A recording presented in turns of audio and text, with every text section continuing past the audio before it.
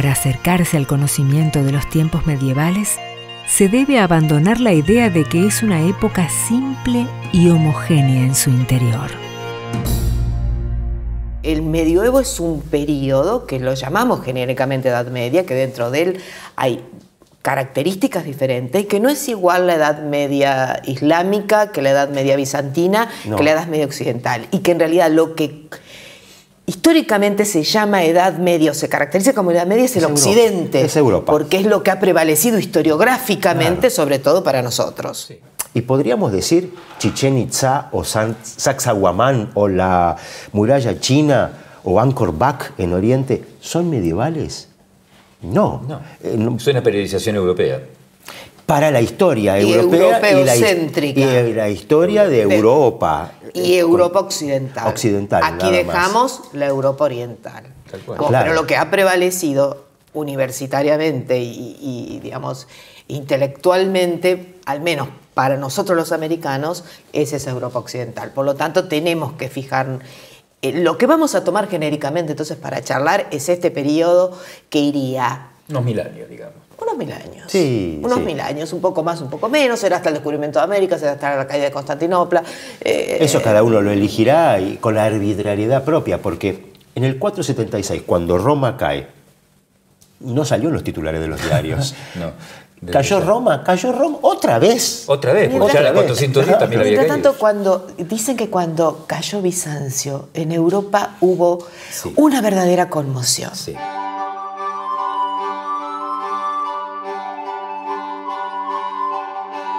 Es cierto que la caída de Bizancio fue una cosa muy diferente a la caída de Roma. Roma en ese entonces ya no era tan importante, salvo simbólicamente. Ni era capital siquiera. Ni siquiera capital.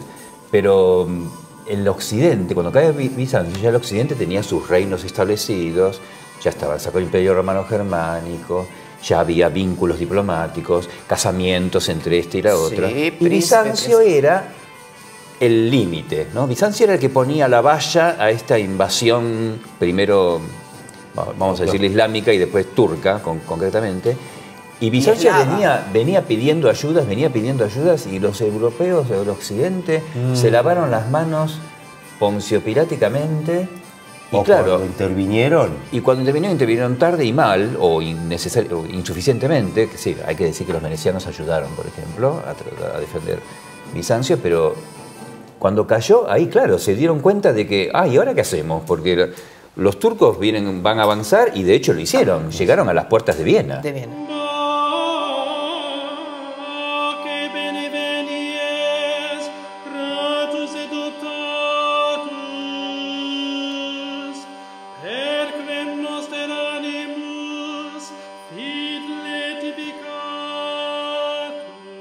Yo ya leí que Constantinopla llegó a tener 400.000 habitantes. Constantinopla pasa a ser la gran ciudad, de ser una visita pasa a ser la gran ciudad, mientras que Atenas, que era la gran ciudad de la Grecia clásica, disminuye hasta perder incluso su escuela filosófica tan importante. ¿Y Alejandría? Alejandría sigue siendo importante. El problema con Alejandría es que, como tiene una mayoría religiosamente monofisita, o sea que no responde a los cánones dogmáticos de la Iglesia, sino que es una herejía que considera que Jesús tiene una sola naturaleza y no dos naturalezas, no es hombre y Dios al mismo tiempo, Alejandría tiene sus diferencias con Constantinopla. No es una ciudad buena para ir. Pues Alejandría sigue siendo la ciudad de Alejandro. En ese sentido, sigue siendo una capital fundamental. Y Antioquía y Jerusalén lo siguen siendo, mientras primero los persas y luego los árabes, musulmanes islámicos, no las derrotan, no las conquistan, ¿no es cierto? Es un mundo muy cambiante.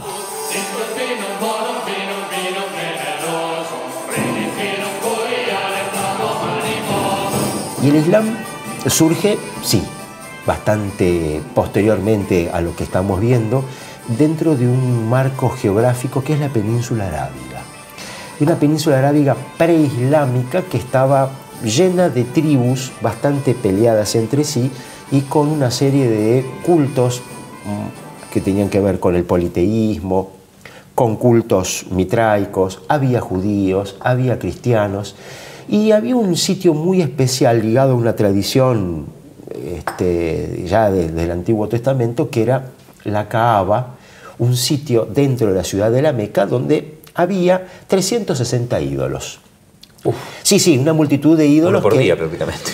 Exactamente, y que eso estaba regenteado por una clase dirigente local que cobraba por el hecho de peregrinar a visitar estos ídolos y estatuas de diferentes procedencias religiosas. Hasta que, bueno, aparece un personaje, de un nombre muy largo, pero lo conocemos como Muhammad o Mahoma, que es caravanero y que tiene una serie de esposas, pero una de las cuales, una viuda muy rica, le permite viajar y conocer otras culturas.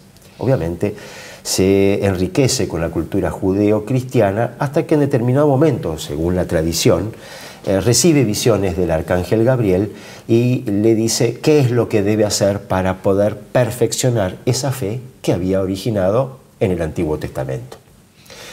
Esto va a ser los orígenes de lo que llamaremos posteriormente el Corán, que es un libro de origen oral y después va a ser puesto por escrito.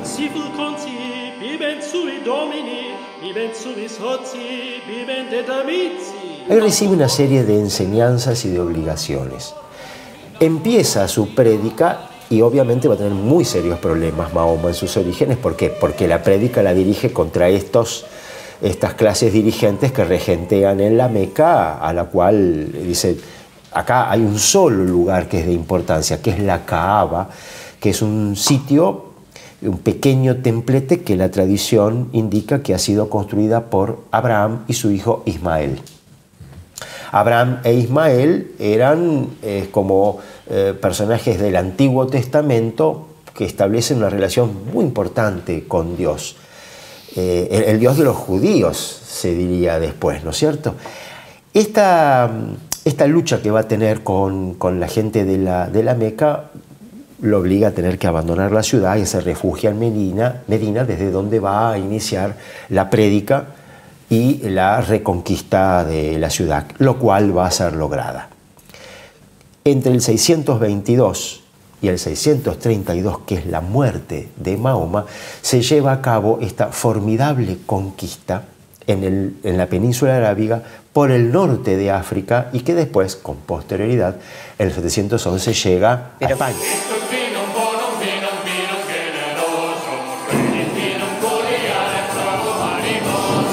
Tiene 5 pilares el Islam por los cuales cualquiera puede acceder sin la complicación de una teología como la cristiana, que tiene 3 personas, la divinidad en una sola, o si tiene doble naturaleza o una, sino hay 5 pilares que son muy fáciles de comprender. Un solo Dios, Alá. Su gran profeta y el último profeta es Mahoma. Hay que hacer oraciones 5 veces al día mirando hacia la Meca, el lugar posiblemente más sagrado del Islam, conjuntamente con Jerusalén, que también es ciudad santa para cristianos y para judíos. Hay que hacer limosna para aquellos que puedan necesitarlo y puedan hacer otro de los pilares del Islam, que es peregrinar a la Meca una vez en la vida, y fundamentalmente ayuno en el mes de Ramadán. Es el mes noveno del calendario musulmán. Tendremos que hablar del tiempo en algún momento, como es la división del tiempo, y entonces esto significa abstención de comida y de relaciones sexuales hasta la caída del sol. Fácil de entender, fácil de practicar, y de alguna otra manera también va a significar la unificación de tribus muy dispersas y tribus que son clánicas en toda esta región. ¿Y la yihad? Y el yihad. Habitualmente la prensa habla de la yihad y el desconocimiento que tenemos hoy del mundo musulmán es prácticamente el mismo que durante los periodos medievales. Yihad es esfuerzo. Hay 2 grandes tipos de esfuerzos. El yihad grande y el yihad chico. El yihad grande es como una religión, como el cristianismo también, es el esfuerzo de vencer las propias pasiones y doblegar el espíritu para obedecer a Dios. Este es el yihad grande, la lucha contra el propio espíritu para El ascetismo, digamos. Claro, es una idea, y sí, ahí está la proximidad, ¿no es cierto? En cambio, el pequeño yihad es esta lucha que puede llegar a la armada para la defensa de la fe. Desgraciadamente, hoy se entiende como yihadismo una cosa que es muy distinta de lo que es el espíritu que un buen musulmán tiene.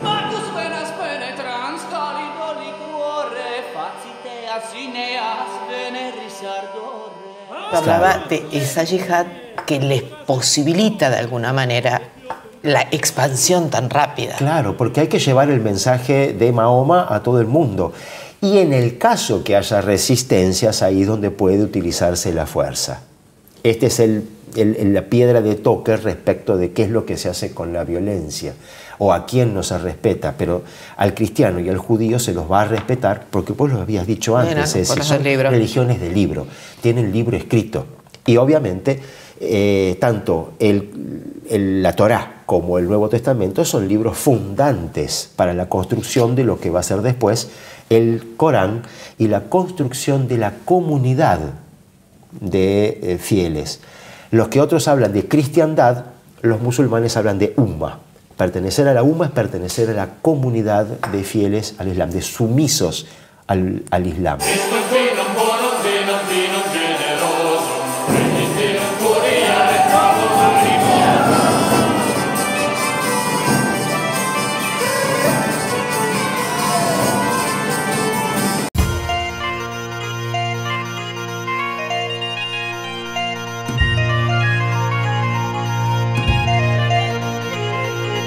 Cada uno de los mundos medievales construyó sus sistemas políticos y sociales, elaboró valores y tomas de conciencia colectivas que perduraron en el tiempo.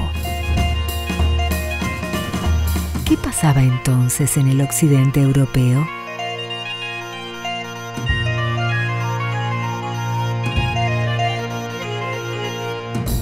Si nos tenemos que transportar a la Europa occidental, a la que hablábamos, que definíamos como la Europa medieval, tenemos que el imperio va siendo el imperio romano, el viejo imperio romano, el imperio romano occidental, va siendo a lo largo del tiempo con fronteras sumamente permeables y hay pueblos que vienen empujados por otros y van a ir entrando, la mayor parte de las veces con permiso del emperador y demás, y se van a ir asentando.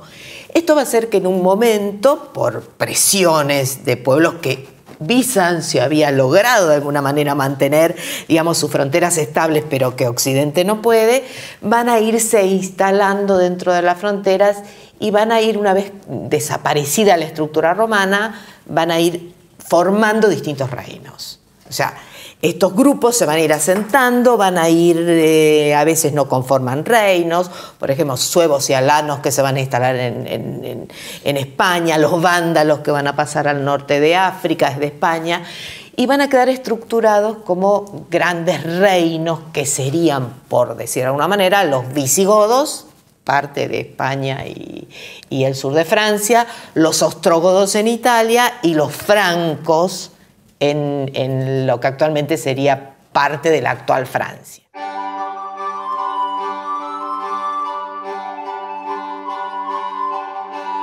Muchos de ellos eran arrianos, hablando de esta idea, digamos, de quién era para ellos, que habían sido convertidos al cristianismo, pero no al cristianismo ortodoxo. Van a ir poco a poco, los que eran paganos y los que eran arrianos van a ir convirtiéndose al cristianismo. Al catolicismo. Al catolicismo ortodoxo, exactamente. Con dos naturalezas para Cristo. Con la naturaleza divina y humana para Cristo, como lo establecía Nicea.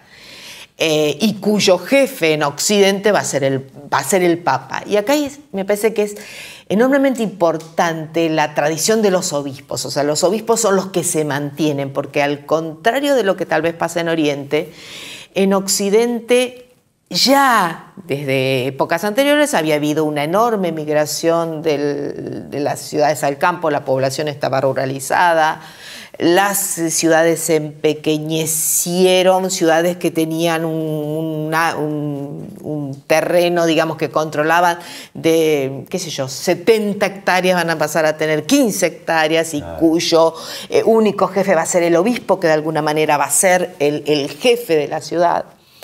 Y estos reinos van a irse, digamos, relacionando, entre ellos son reinos romanos-germánicos, porque adquieren características romanas y características germánicas, y de ahí hay uno de ellos que va a ir sobresaliendo, que es el reino de los francos. ¿Por qué? Porque acá hay una realidad, en el 711 los visigodos son invadidos, si se puede ahora llamar de invasión, que también está en discusión el término, por los musulmanes que van a tomar gran parte de España. Entonces los musulmanes van a tomar gran parte de España, van a llegar hasta el sur de Francia, lo que pasa es que los francos los logran frenar.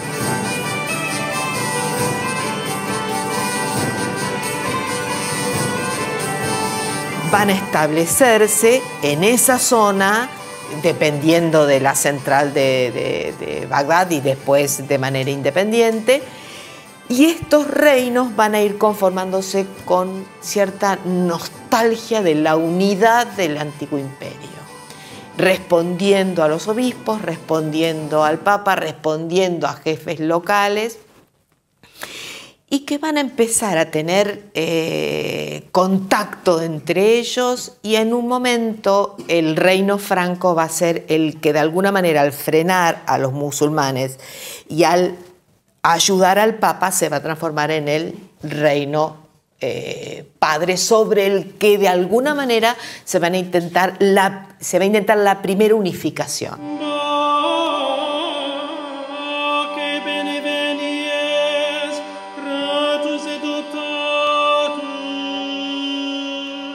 El reino de los francos, a partir de una dinastía, que fue la dinastía carolingia, que después volveremos sobre ellos, va a ir hacia el este, va a ir hacia el sur y va a ir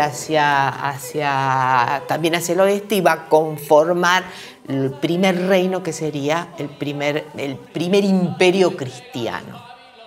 Bien medieval. Bien medieval, con una idea básica que es la idea de cristiandad, de unir estos territorios que habían sido el Imperio Romano de Occidente bajo una nueva forma, que era un reino cristiano. O sea, eso que se había subdividido vuelve a unirse. Y se intenta volver a unirse, vamos a ver los problemas que tiene, pero se intenta volver a unirse bajo la órbita de los francos y con una nueva forma que sería la cristiandad. Y en eso se parece a Bizancio. Exactamente. Y es muy distinto, y donde se intentará que de la misma manera como el patriarca de Constantinopla corone al emperador, el Papa corone al rey de los francos, transformándolo por primera vez en emperador.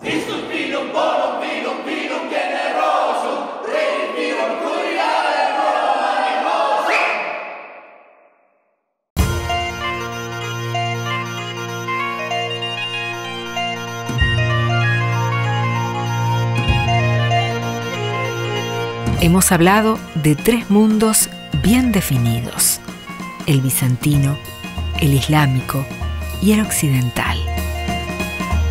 Tres mundos que podemos identificar con tres personajes: Justiniano, Mahoma y Carlomagno.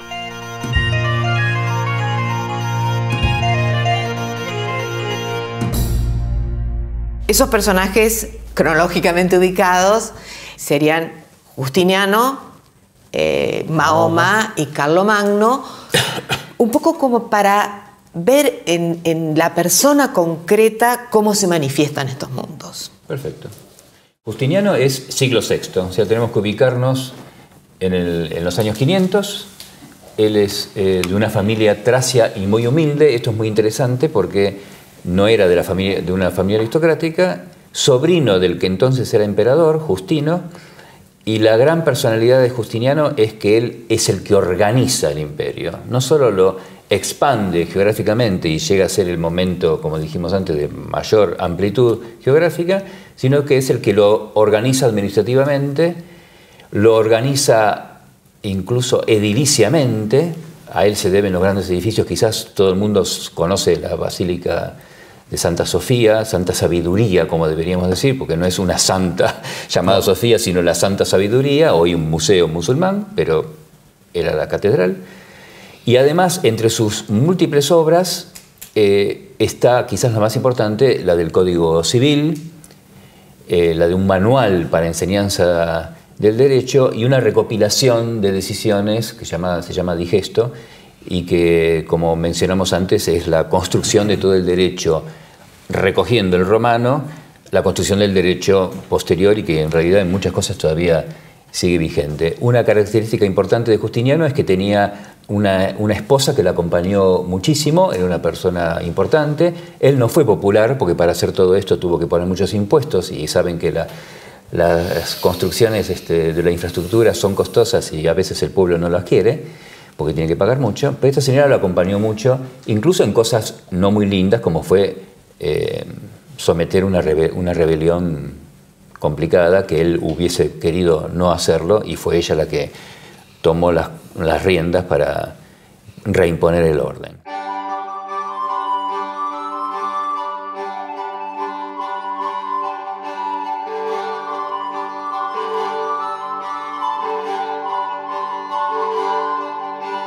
Con posterioridad, la figura de Mahoma es bastante interesante su análisis. Visto desde la perspectiva occidental, nos es un personaje raro en función que no puede haber representaciones de su persona. Las veces que hubo representaciones de él con la cara han sido consideradas malditas para los musulmanes, y si no, habitualmente parece velado o con su turbante y a lo mejor algún tipo de velo, y donde estaría el rostro completamente puesto en negro, o sea, no se ve ni sus manos ni su cara, por una cuestión de respeto. Fue el que fundó esta prédica que después se va a transformar en una religión, pero muere muy prematuramente, con lo cual no deja una herencia. Tiene varios hijos y tiene varios yernos y una familia tribal muy importante. Pero a su muerte en el 632 se origina el problema de la sucesión, quién es que va a sucederlo, y porque no había todavía una herencia. Si se quiere, después de su organización aparecen los emires y los califas, que va a llegar a haber 3 califas. ¿Qué es un califa? Es un príncipe de los creyentes, es un jefe religioso a la vez que político y que dirige un califato. Y los califatos son grandes territorios. Hoy no existen estos califatos porque había en Bagdad, había uno en Egipto, y el último que se había creado es el de Córdoba, en la península ibérica, y que fue quizá el que ha sobrevivido y el más esplendoroso de todos. Está bien, lo decimos a lo mejor desde Occidente, pero el califato cordobés ha sido realmente brillante. Y después de la muerte de Mahoma, su personaje ha significado un enigma para los cristianos, porque no sabían mucho, y hay mucho interés dentro del cristianismo por conocer a los musulmanes. En el siglo XIII, la Escuela de Traductores de Toledo, escuelas en el sur de Italia, empiezan a traducir obras árabes, que a su vez eran traducciones de obras griegas, como que van y vuelven estas tradiciones, y el personaje de Mahoma llama muchísimo la atención en su época. Pero claro, tiene una representación totalmente contraria a lo que era la propaganda oficial de un emperador occidental y cristiano, ¿no es cierto?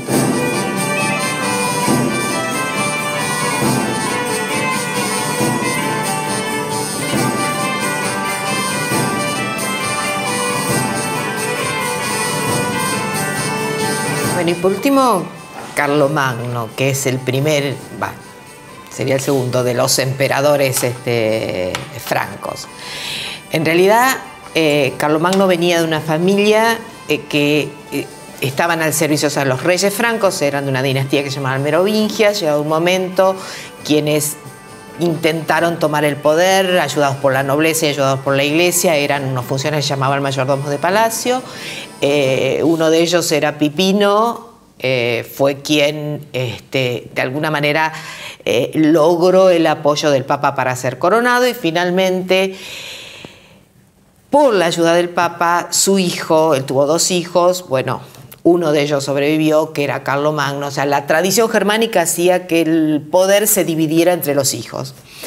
El hermano murió y él quedó con todo el poder y va a ser coronado en la Navidad del año 800, el emperador de los cristianos por el Papa. En realidad, Carlomagno es una figura casi legendaria, más allá que ha sido histórico y sumamente estudiado. Nosotros conocemos mucho de él por la Vita Caroli, que es la biografía que hace Ginardo sobre él, donde, bueno, evidentemente era guerrero, estableció su sede en Aquisgrán, en un palacio maravilloso, con una capilla palatina impresionante, pero él seguía siendo un guerrero. O sea, las campañas de primavera y de verano que iban sobre todo hacia la zona del este para incorporar territorios, también tenían mucho que ver con las racias y tenían mucho que ver con el saqueo, y llegó a controlar lo que actualmente sería Francia, parte del norte de Italia y parte del norte de España y parte de la actual Germania. Eso fue el imperio carolingio, y dentro de ese imperio carolingio, para ellos poder mantenerse en el poder, tuvieron obviamente una enorme ayuda de los obispos, a quienes retribuyeron ampliamente. Y hay cosas, durante la época de Carlomagno, él trajo sabios de todas partes, o quienes consideraban sabios, entre ellos Alcuino de York, que fue de alguna manera quien estructuró parte de su gobierno. Él dividió, organizó el imperio en como especie de provincias, lo que para nosotros sería provincias, las que estaban en la zona de mayor peligro las llamó marcas, y estableció lo que para después ya se llamó el Renacimiento carolingio, que es un volver a la antigüedad, a grandes clásicos. Se dice que él nunca pudo aprender a escribir porque su mano estaba tan dada a la espada que nunca pudo tener el trazo fácil, y que él aprendió latín, hasta le lograron enseñar griego, pero más que su nombre nunca lograron que él... Le faltó motricidad. Le faltó motricidad fina, tal cual, le faltó motricidad fina. Tenemos 2 analfabetos, Mahoma y Carlomagno. En cambio, tu personaje ha sido... Justiniano era culto.